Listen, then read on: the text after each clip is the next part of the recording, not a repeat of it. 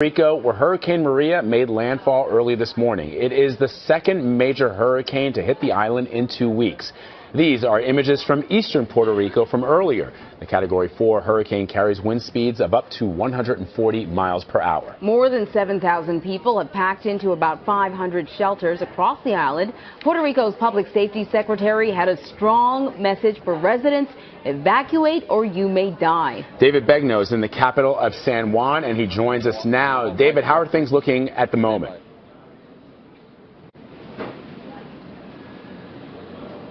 Vlad, that last hurricane you're talking about 2 weeks ago, Irma, it made a glancing blow past 100 miles north of here. It was nothing compared to this, which was a direct hit, one of the strongest hurricanes to ever hit this island. The winds have died down, so has the rain. We're able to get out and show you a little bit. Outside the parking garage where we are, you can see there's an abandoned business.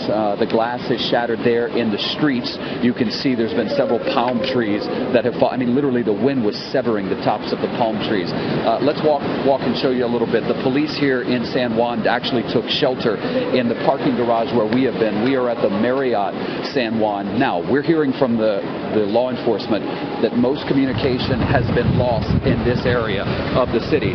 At the hotel where we are, most of the people who were staying here were taken into a stairwell area for their own safety. But as the winds have died down, they've allowed the people to come out, and they're in the lobby level right now. As you walk onto the street, there is damage to just about every building. In some areas it's minor, in other places it's quite severe. If you look in the distance, this is one of the buildings, the apartment buildings that we've been watching.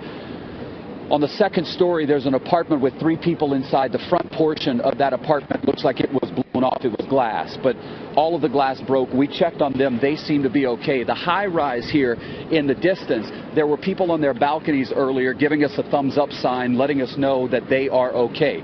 As you look down the street right here, you've got trees that are everywhere, hanging on power lines. And remember, the infrastructure here when it comes to power is exceptionally delicate. The governor of Puerto Rico was telling us he be without. A little bit further down into the street you can, there's a palm tree.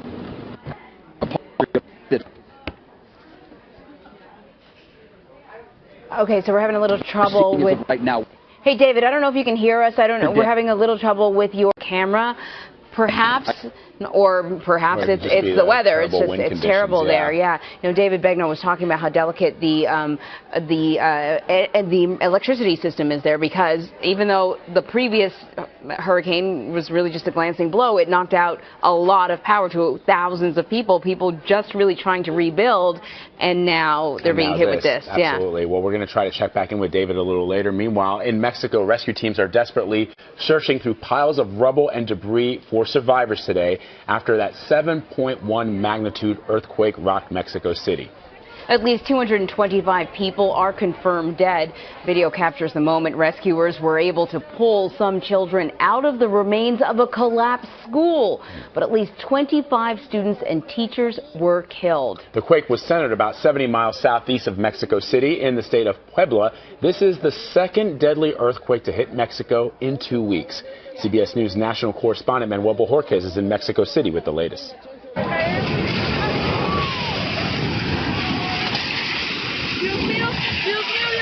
As soon as the earthquake hit, parts of central Mexico were devastated. Building after building crumbled to the ground, leaving massive piles of splintered wood and broken concrete. At least 25 students and teachers were killed when an elementary school collapsed in Mexico City. All but 4 of them were children. Mexican President Enrique Peña Nieto visited the wreckage last night, where rescuers were digging for the missing.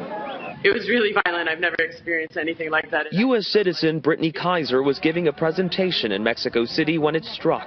She and thousands of people fled to the streets as the air filled with smoke from collapsed buildings. When we came outside, you could see everything moving, from the street lamps and the trees and like anything, even like the cars that were on the street. There were some buildings that are completely and utterly demolished. Rescue teams and volunteers searched through the rubble for victims. They found several people trapped and lifted them to safety on stretchers. There was one hard jolt and then the ground began to roll. The deadly earthquake happened exactly 32 years after the 1985 Mexico quake that killed thousands. Orlando Silver was in Mexico City for both. I mean, the city is in complete chaos, and it just looked like the city had been just bombarded. It was pretty devastating. Manuel Bojorquez joins us now.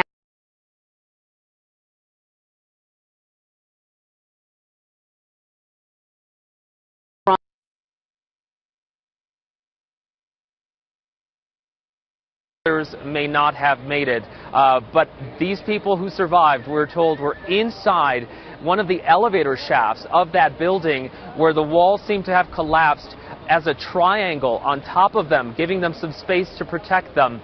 We're told that they used coins to bang on metal and that rescuers on the other side of the building were able to hear that, and that is how they knew that there were people inside. As you can see, it's a massive effort here. You have Mexico City police, but you also have military police, and earlier we saw members of the Marines streaming in. There are also relatives out here who are looking for information on their loved ones. There is a piece of paper that is posted on a board over there with the names of people who have been rescued and the names of those who are still missing. And of course, as you can imagine, those relatives hoping that the names of the ones they are here seeking will be on the list of those who have now been taken to hospitals.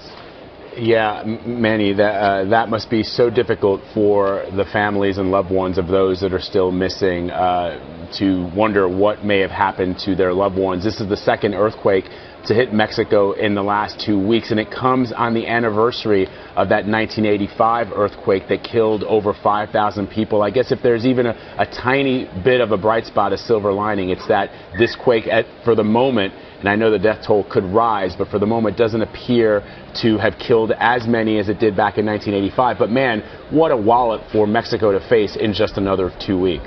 What I have seen, though, is that there are volunteers that are joining the search and rescue efforts, not just letting the police and the military handle it. We have seen, and this is something that I was struck by, that people are already handing out food not only to the victims of the earthquake, but to first responders. We've seen them lining up, and first responders saying, we're good, we just got some, please give it to somebody else who needs it. So people are really coming together, and they have been throughout the overnight hours. As soon as they knew it was safe, that they were safe, and that they could run back into some of those buildings or move rubble by hand, they started to do it. They started to form human chains to move rubble piece by piece to try to excavate some of those people who may still be under there. The first 48 hours, of course, very crucial to finding people alive.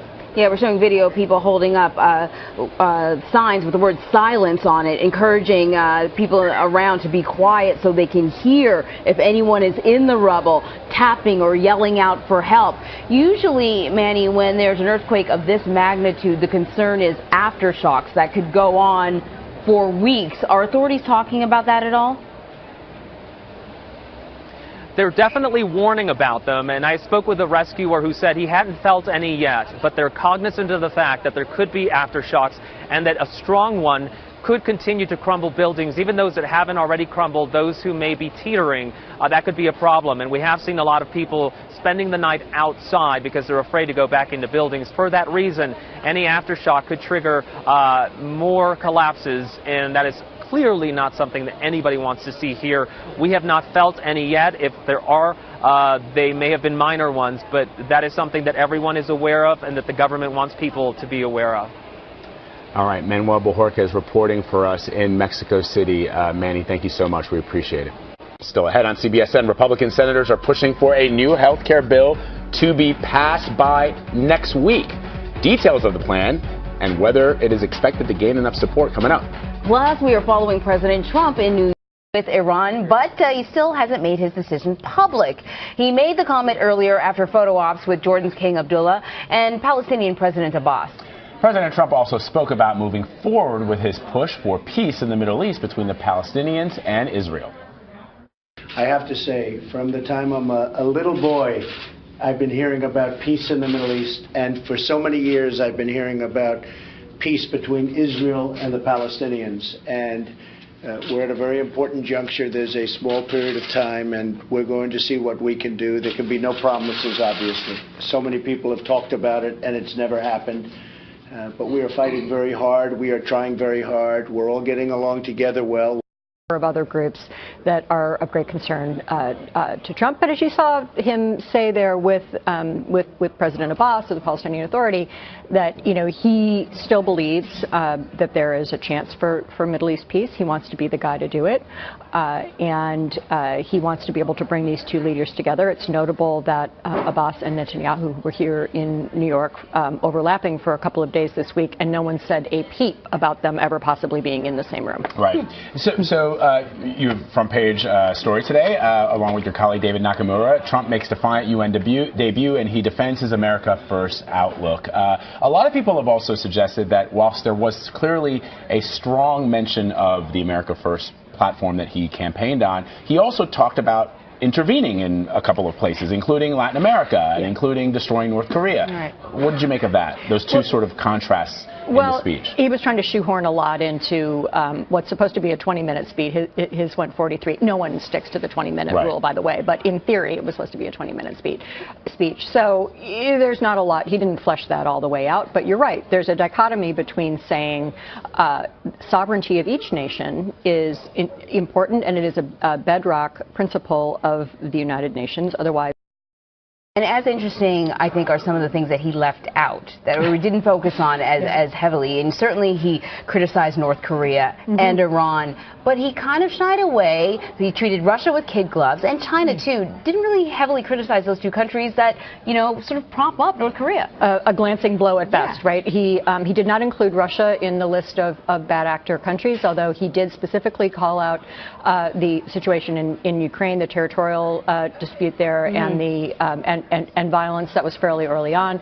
He didn't return to that theme, and again didn't put Russia on the bad guy list. And then China was entirely in the context of trade, and that was the part of the speech where that's Trump not talking to the people in that room. That's Trump talking to his supporters who